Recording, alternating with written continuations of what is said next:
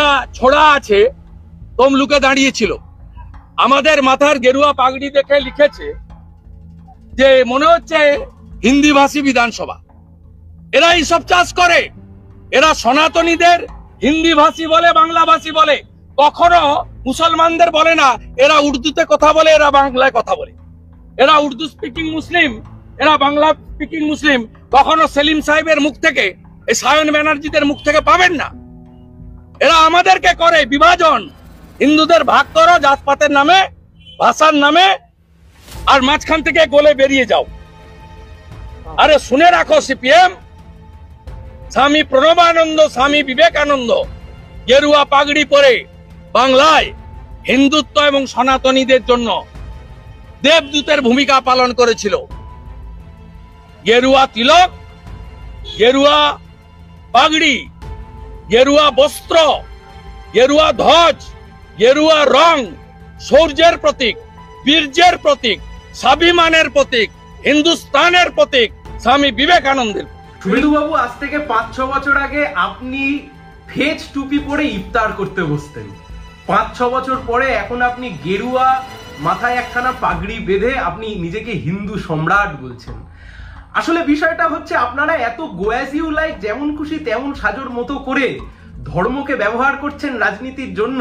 তাই জন্য বাংলার মানুষও মাঝে মাঝে কনফিউশনে পড়ে যাচ্ছে। কার সাথে কার তুলনা করছেন? স্বামী বিবেকানন্দের সাথে তুলনা করছেন। ছাগলেরও দাঁড়িয়ে আছে, বিশ্বকবি রবীন্দ্রনাথ ঠাকুরও দাঁড়িয়ে রেখেছিলেন। তার সাথে কি দুজনকে আপনি ইকুয়েট করবেন? স্বামী বিবেকানন্দ যে কথা বলেছিলেন, জীবে প্রেম করে যেইজন সেজন সেবিছে ঈশ্বর, মানেন আপনারা এই কথা? মানুষে মানুষে জাত দাঙ্গা লাগিয়ে দিচ্ছেন, মানুষে মানুষে ধর্মীয় বিভেদ সৃষ্টি করাচ্ছেন, মানুষে মানুষে ভিড়িয়ে দিচ্ছেন। রাজ্যের মুখ্যমন্ত্রী, রাজ্যের বিরোধী দলনেতা দুজনে মিলে একটা বিধানসভাকে, আইনসভাকে আপনারা ধর্মসভায় পরিণত করেছেন। যা বলেছি 100% ঠিক বলেছি।